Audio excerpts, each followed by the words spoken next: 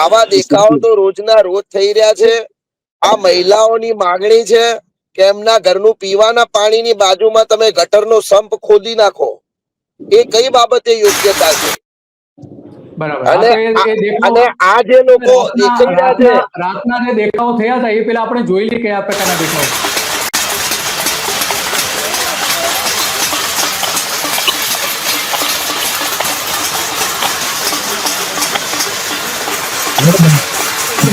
તો આ મૂળ રસ્તાઓ ખોદી નાખ્યા એનો વિરોધ છે।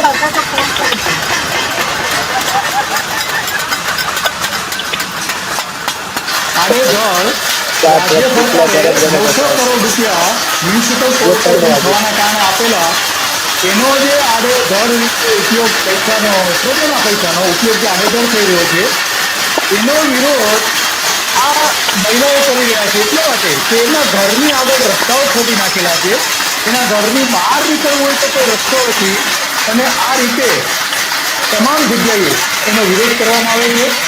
મહિલાઓ અહીંયા 300 જેટલા મહિલાઓ રાતના ભેગા થયા હતા અને એમણે થાળી ચમચી લઈને વેલણ લઈને થાળી વગાડી, મોબાઈલની લાઇટથી વિરોધ કર્યો।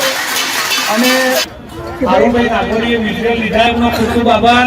હજી પણ આપણો પ્રોગ્રામ ચાલુ છે, હજી પણ